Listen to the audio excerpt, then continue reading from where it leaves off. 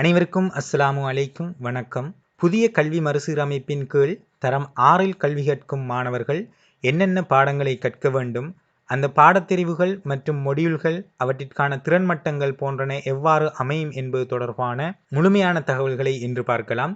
இத்தகவல்கள் மாணவர்கள் மற்றும் ஆசிரியர்களுக்கு மட்டுமல்லாது பெற்றோர்களுக்கும் தெளிவூட்டுவதாக அமையக்கூடியதாக இருக்கும். எனவே இந்த வீடியோவை அனைவருக்கும் ஷேர் செய்யுங்கள். தொடர்ந்து எமது வீடியோக்களை பார்வையிட எமது எஜுஇன்ஃபோ யூடியூப் சேனலை சப்ஸ்கிரைப் பண்ணுங்கள். பாடங்கள் அல்லது மொடியூல்கள். புதிய கல்வி திட்டத்தின் கீழ் பாடங்கள் அனைத்தும் மொடியூல்களாகவே வடிவமைக்கப்பட்டுள்ளது. அதனால் இங்கு மொடியூல்கள் எனும் சொற்பிரயோகம் பயன்படுத்தப்படுகின்றது. பழைய பாடத்திட்டத்தின் கீழ் கட்டாய பாடம் அதே போன்று பாஸ்கெட் சப்ஜெக்ட் என்று இருந்தது போல் புதிய கல்வி திட்டத்தின் கீழும் அத்தியாவசிய பாடங்கள் எசென்ஷியல் சப்ஜெக்ட் என்று சொல்லி கட்டாய பாடங்கள் குறிக்கப்படுகிறது. இந்த கட்டாய பாடங்கள் மொத்தமாக 15 பாடங்கள் உள்ளன. இந்த 15 பாடங்களும் கட்டாயம் எல்லா மாணவர்களும் கற்க வேண்டும். இதில் விதிவிலக்கு கிடையாது. அனைத்து மாணவர்களும் இந்த 15 பாடங்களையும் கற்றே ஆக வேண்டும். இரண்டாவது பாடத்தொகுதி தான் ஃபர்தர் லேர்னிங் மொடியூல்ஸ், அதாவது மேலதிக கற்றல் மொடியூல்கள். இந்த மேலதிக கற்றல் மொடியூல்கள் 14 காணப்படும். இந்த 14 பாடங்களிலும் மாணவர்கள் தாங்கள் விரும்பிய 3 பாடங்களை தெரிவு செய்து அதனை கற்றுக்கொள்ளலாம்.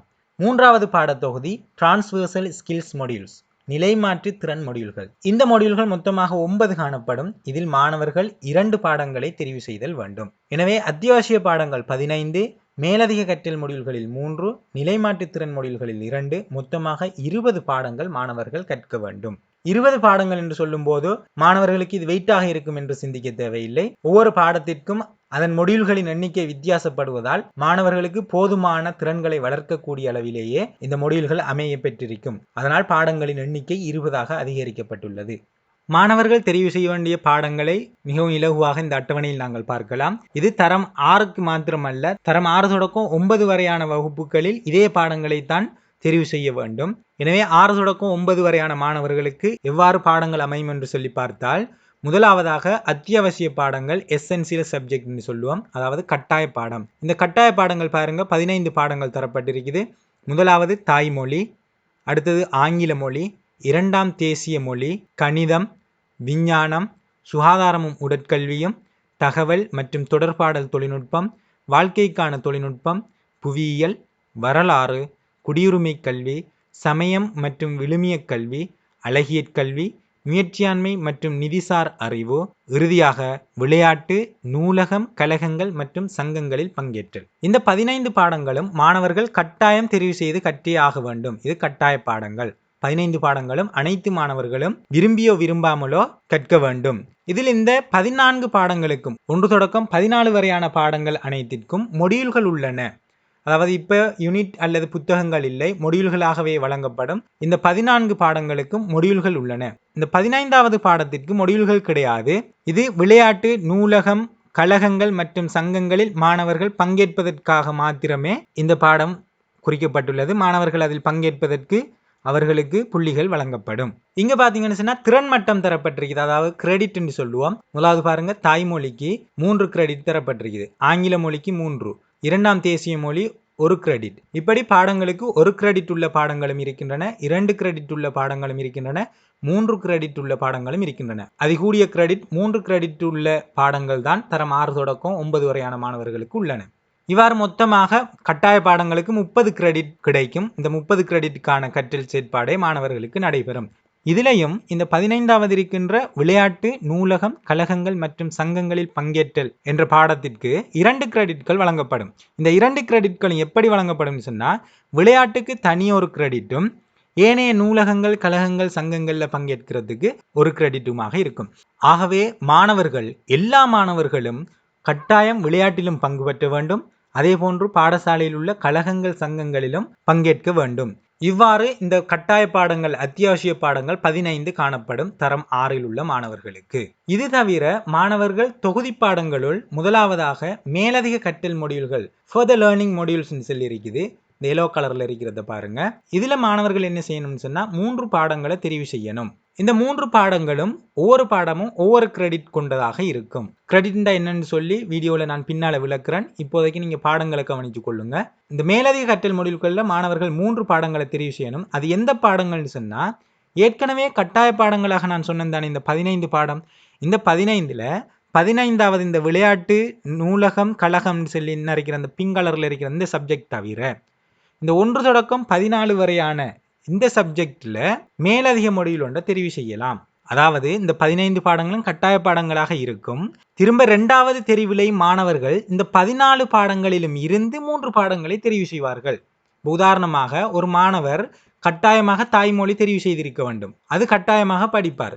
மேலதிகமாக அவர் மேலதிக பாடத்துக்குள்ளேயும் அவர் என்ன செய்யலாம், தாய்மொழி அவர் விரும்பினால் தெரிவு செய்யலாம். அப்ப கட்டாய பாடத்துக்குள்ளேயும் தாய்மொழி வரும், மேலதிக மொழிகளுக்குள்ளேயும் தாய்மொழி வரும். அல்ல அவருக்கு தாய்மொழி விருப்பம் இல்லை, அவர் கணிதத்தை எடுக்க போறாருன்னு சொன்னா கட்டாய பாடத்தில் அவர் கட்டாயம் கணிதம் எடுத்திருப்பார். அவர் மேலதிக கற்றல் மொழிகளுக்குள்ளேயும் ஒரு கணித பாடத்தை தெரிவு செய்யலாம். அப்ப அதுலேயும் கணிதத்தை எடுத்திருப்பார், இதுலேயும் கணிதத்தை எடுத்திருப்பார். இப்படி இந்த கட்டாய பாடங்களாக இருக்கிற இந்த 14 தான் மேலதிக கற்றல் மொடியூல்களாகவும் இருக்க போகுதோ அந்த 14லையும் ஏதாவது 3 பாடத்தை மீண்டும் தெரிவு செய்ய வேண்டி இருக்கும்.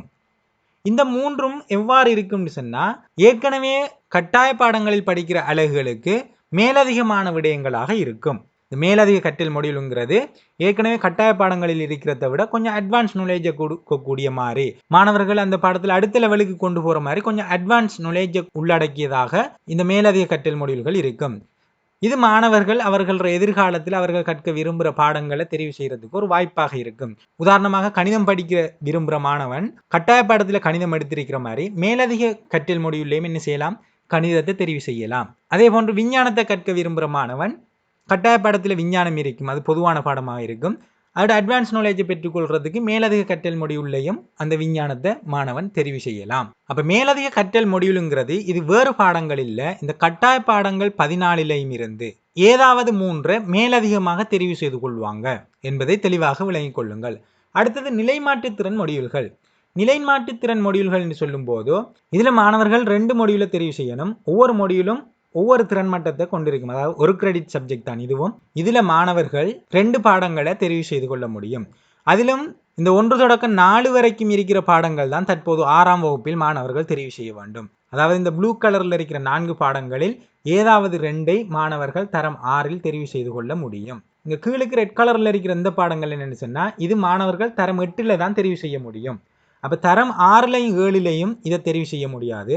அப்ப தரம் 6லையும் 7லையும் மாணவர்கள் இந்த 4 பாடங்களும், அதாவது இலக்கிய ரசனை, உலகளாவிய கற்கைகள், சமூக சேவைகள், தொழில் தயார் நிலைக்கான அடிப்படை, இந்த 4 பாடங்களில் ஏதாவது 2 பாடங்களை மாணவர்கள் தெரிவு செய்து கொள்ளலாம்.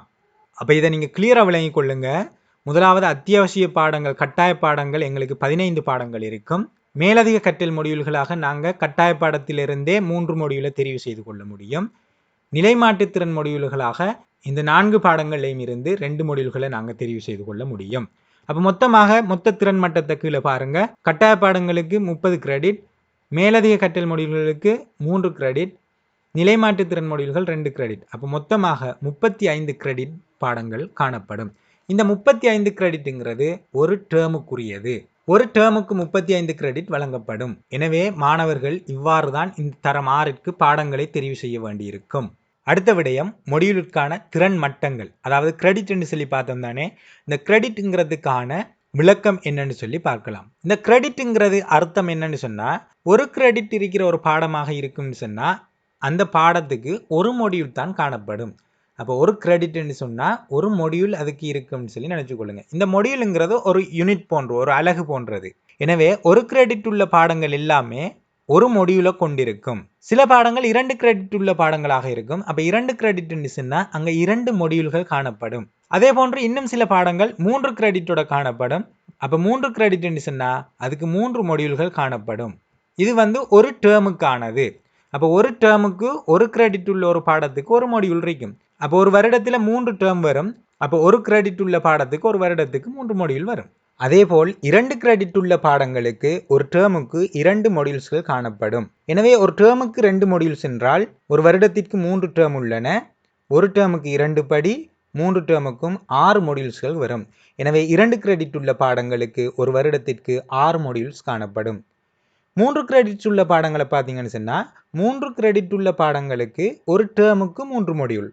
எனவே 3 டேர்முக்கும் 3 மொடியூல் படி 9 மொடியூல்ஸ் இருக்கும். எனவே ஒரு வருடத்திற்கு 9 மொடியூல்ஸ் காணப்படும். உதாரணமாக இந்த அட்டவணையை நாங்கள் திரும்ப பார்க்கலாம் பாருங்க. தாய்மொழிக்கு 3 கிரெடிட் ஒரு டேர்முக்கு. ஆகவே இதில் அர்த்தம் என்னன்னு சொன்னால் தாய்மொழிக்கு 3 மொடியூல்கள் இருக்கின்றன. 3 மொடியூல்கள் நீங்கள் படிக்க வேண்டியிருக்கும். ஆங்கில மொழியும் 3 கிரெடிட் பாருங்க. அப்போ ஆங்கிலத்துக்கு 3 மொடியூல் உள்ளது. ஆனால் இரண்டாம் மொழியை பாருங்க, இரண்டாம் தேசிய மொழி அதாவது சிங்கள மொழிக்கு 1 கிரெடிட் தான். அப்போ அதுக்கு 1 மொடியூல் தான் இருக்கும். அதே போன்ற கீழுக்கு இங்கே இருக்கிறதுல பாருங்க, சுகாதாரம் உடற்கல்வியும் 2 கிரெடிட் தான் இருக்குது. ஆகவே அதுக்கு 2 மொடியூல் இருக்கும். இங்கே புவியியலை பாருங்க, 1 கிரெடிட் இருக்குது. ஆகவே இதுக்கு 1 மொடியூல் இருக்கும். அப்போ இந்த கிரெடிட்கள் எண்ணிக்கையை வச்சுக்கொண்டு நீங்கள் விளங்கிக் கொள்ளலாம் எத்தனை மொடியூல் அந்த பாடத்துக்கு இருக்குன்னு சொல்லி. கிரெடிட்களின் எண்ணிக்கையும் மொடியூல் எண்ணிக்கையும் சமமாக இருக்கும். எனவே எத்தனை கிரெடிட் இருக்குதோ அதே அளவு மொடியூல்கள் அந்த பாடத்துக்கு காணப்படும். இந்த ஆக கீழே பாருங்க, மொத்த திறன் மட்டங்கள் அத்தியாவசிய பாடங்களுக்கு 30 கிரெடிட், அதே போன்று மேலதிக கற்றல் மொடியூலுக்கு 3 கிரெடிட், இங்கே 2 கிரெடிட், மொத்தமாக 35 கிரெடிட் உள்ளன.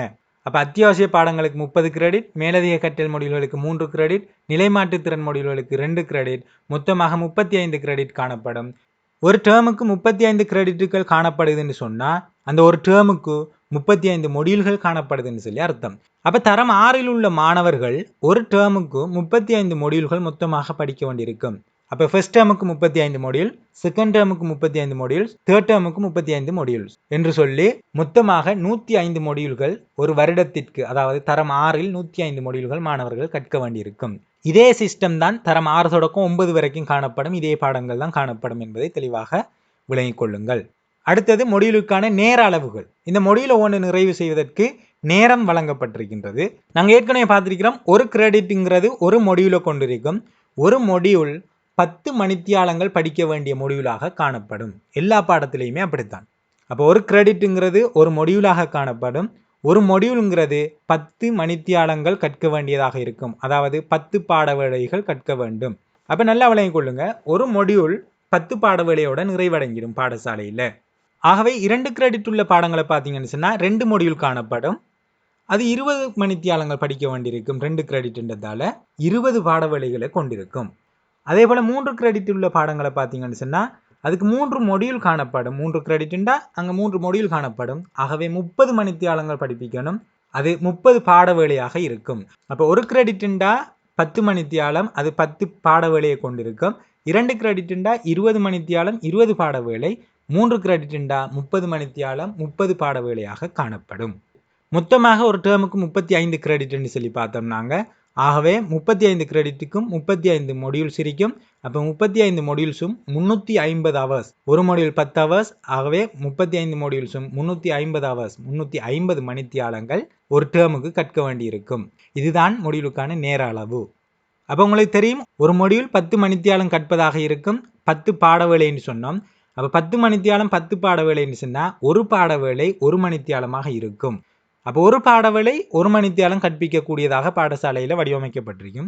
தற்போது கல்வி அமைச்சால் வெளியிடப்பட்டிருக்கிற நேர அட்டவணையை பார்த்தீங்கன்னு சொன்னால் ஒரு பாடவேளை 50 நிமிடமாக தான் கருதப்பட்டிருக்கும். அது அர்த்தம் என்னன்னு சொன்னால் பாடசாலையில் இந்த பாடங்கள் 50 நிமிடம் கற்பிக்கப்படும். மீதி 10 நிமிடமும் என்ன செய்யப்படும் சொன்னால் பாடசாலைக்கு வெளியே கற்பிக்கப்படும். எனவே 50 நிமிடங்கள் பாடசாலையிலும் பாடசாலைக்கு வெளியே 10 நிமிடங்களுமாக மொத்தமாக 60 நிமிடம், அதாவது 1 மணித்தியாலம் ஒரு பாடவேளை கற்பிக்கப்பட வேண்டும். பாடசாலைக்கு வெளியே என்பது 2 வகையில் நடக்கும். ஒன்று, மாணவர்களுக்கு பின்னூட்டல் வேலைகளாக, அதாவது வீட்டு வேலைகளாக வழங்கலாம். அதாவது பாடசாலையில் 50 நிமிடம் கற்பித்த பின்னர் மாணவர்கள் வீட்டு வேலைகளில் ஈடுபடுவதற்காக அந்த 10 நிமிடங்களுக்கும் ஆசிரியர் வேலை வழங்குவார். இதொரு முறை. கற்பித்த பின்னர் அந்த 10 நிமிடத்தை வீட்டில் பயன்படுத்துகிற மாதிரி வழங்கலாம். அல்லது கற்பித்தலுக்கு முன்னர் வழங்கலாம். அது எப்படின்னு சொன்னால், நாளைக்கு நாங்கள் என்ன பாடத்தை படிக்க போகிறோமோ அந்த பாடத்துக்கு முன்னாயத்தமாக வருவதற்கு ஏதாவது ஒரு வேலையை செய்ய மாணவர்களுக்கு கொடுக்கலாம். எனவே இந்த பாடம் படிக்கிறதுக்கு முதல் ஒரு 10 நிமிடத்தை வீட்டில் செலவழிக்கிற மாதிரி, அல்லது பாடத்தை படித்த பின்னர் 10 நிமிடத்தை வீட்டில் செலவழிக்கக்கூடிய மாதிரி அந்த 10 நிமிடங்களும் ஒன்று பின்னூட்டல் வேலைகளாக அமையும், அல்லது முன்னாயத்த வேலைகளாக அமையும். அடுத்ததாக கணிப்பீடு மற்றும் மதிப்பீடு. இந்த கணிப்பீடு மற்றும் மதிப்பீடு எப்படி நடைபெறும்னு சொன்னால், ஏற்கனவே இருந்த பரீட்சை முறைகள் புதிய கல்வி திட்டத்தில் இருக்காது. இங்கே மொடியூல் சிஸ்டம் தானே, எனவே மொடியூலுக்கான மதிப்பீடு தான் இங்கே நடைபெறும். ஒரு மொடியூலுக்கு எப்படி நடைபெறும்னு சொன்னால் 2 தொடர் மதிப்பீடும் 1 இறுதி மதிப்பீடும் நடைபெறும். இந்த 2 தொடர் மதிப்பீடுங்கிறது ஆசிரியர் கற்பிக்கும் போதே ஏற்கனவே இந்த SBIL நடந்த மாதிரி 2 கணிப்பீடு தொடர் மதிப்பீடு நடைபெறும். இறுதியாக ஒரு எக்ஸாம் ஒன்று வச்சு அது இறுதி மதிப்பீடாக இருக்கும். அப்ப 2 தொடர் மதிப்பீடும் ஒரு இறுதி மதிப்பீடு நடக்கணும் ஒரு மொடியூலுக்கு. இதற்கான மதிப்பீடு அந்த 2 தொடர் மதிப்பீட்டுக்கும் முதலாவது தொடர் மதிப்பீட்டுக்கு 35 புள்ளி வீதமும் இரண்டாவது தொடர் மதிப்பீட்டுக்கு 35% புள்ளியும் இறுதி மதிப்பீட்டுக்கு 30%மாக மொத்தமாக 100 புள்ளி கணிக்கப்படும். அப்ப முதலாவது தொடர் மதிப்பீட்டுக்கு 35 புள்ளி, இரண்டாவது தொடர் மதிப்பீட்டுக்கு 35 புள்ளி, இறுதி மதிப்பீட்டுக்கு 30 புள்ளி, மொத்தமாக 100க்கு எத்தனை சொல்லி பார்க்கப்படும். அந்த புள்ளிக்கு ஏற்ற மாதிரி GPV வழங்கப்படும். அதாவது கிரேட் பாயிண்ட் வேல்யூ, ஒரு மொடியூலுக்கான கிரேட் பாயிண்ட் வேல்யூ வழங்கப்படும். இது ஒரு மொடியூலுக்கானது. அப்போ ஒரு கிரெடிட் உள்ள பாடங்களுக்கு ஒரு மொடியூல் தான் இருக்கும். அதற்கான மதிப்பீடு இவ்வாறு அமையும். 2 கிரெடிட் உள்ள பாடங்களுக்கு 2 மொடியூல்கள் இருக்கும்.